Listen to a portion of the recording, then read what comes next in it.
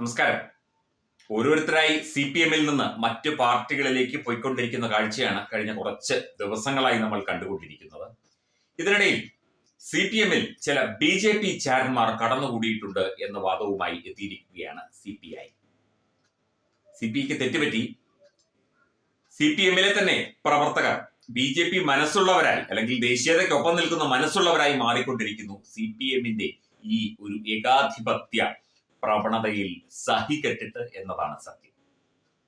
BJP ചാരന്മാർക്ക് CPM-ൽ, അതും കേരളത്തിലെ മാത്രമുള്ള CPM-ൽ കടന്നുകൂടി ചാരപ്പണി നടത്തേണ്ട ആവശ്യമുണ്ടോ എന്നുള്ള കാര്യം CPI ഒന്ന് പരിശോധിക്കണം.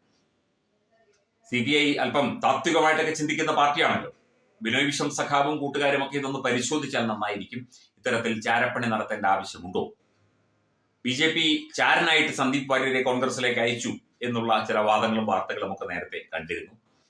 അത്തരത്തിൽ ചാരന്മാരെ അയക്കുകയോ ചാരന്മാരെ സ്വീകരിക്കുകയോ ഒന്നും ചെയ്യേണ്ട ഒരു അവസ്ഥയിൽ കേരളത്തിലെ BJP എത്തിയിട്ടില്ല. BJP ഒരിടത്തും അങ്ങനെ ഉള്ള പരിപാടികൾ ചെയ്ത് ചാരന്മാരെ വിട്ട് കുത്തിത്തിരിപ്പുണ്ടാക്കുകയും അവിടുത്തെ രഹസ്യങ്ങൾ ചോർത്തുകയും ഒന്നും ചെയ്യേണ്ട കാര്യമില്ല.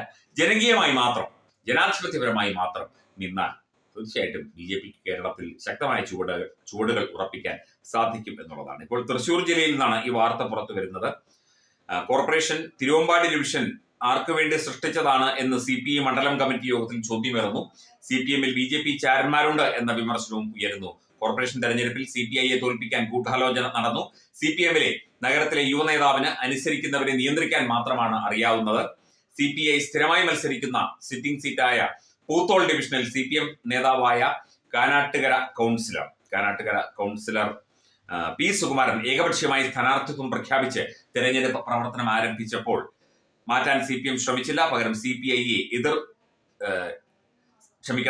എൽത്തുരുത്തിലേക്ക് മാറ്റുകയാണ് ഉണ്ടായത്. CPI മത്സരിക്കുന്ന കുട്ടൻകുളങ്ങര ഡിവിഷനിൽ ഉൾപ്പെട്ട CPI ദേശീയ എക്സിക്യൂട്ടീവ് അംഗം KP രാജേന്ദ്രൻ, അന്തരിച്ച മുൻ MLA AM പരമൻ എന്നിവരുടെ വീടുകൾ പാട്ടുരായ്ക്കൽ ഡിവിഷനിലേക്ക് മാറ്റിയത് എന്തിനു വേണ്ടിയാണ്?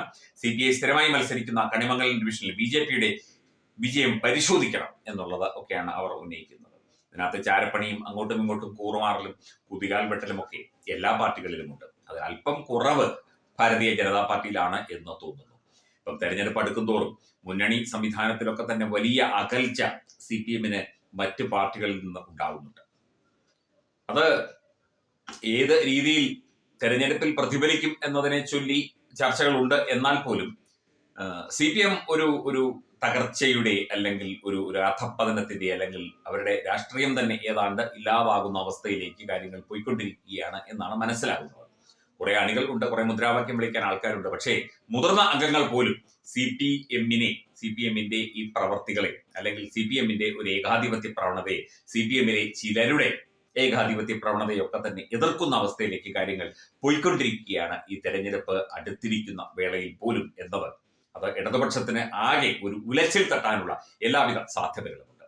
ചാരന്മാർ അങ്ങോട്ടും ഇങ്ങോട്ടും പോയി, അങ്ങോട്ടും ഇങ്ങോട്ടും പാര വെച്ച്, അങ്ങോട്ടും ഇങ്ങോട്ടും വേല വെച്ചെങ്കിൽ അത് CPM-ന്റെ കഴിവുകേടായിട്ട് മാത്രമേ കാണാൻ സാധിക്കുകയുള്ളൂ.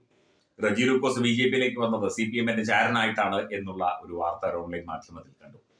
ഇതൊക്കെ വന്നാലും ചാരപ്പണികളുടെയും രാഷ്ട്രീയ നാടകങ്ങളുടെയും നാടകീയ രംഗങ്ങളുടെയും അതുപോലെ അങ്ങോട്ടും ഇങ്ങോട്ടും കാലവാരലിന്റെയും ഒക്കെ ഒരു മേഖല തന്നെയാണ് രാഷ്ട്രീയം, പ്രത്യേകിച്ചും കേരള രാഷ്ട്രീയം. അതിന്റെയൊക്കെ വിവിധ തലങ്ങൾ ഇനിയുള്ള ദിവസങ്ങളിലും നമുക്ക് കാണാൻ സാധിക്കും.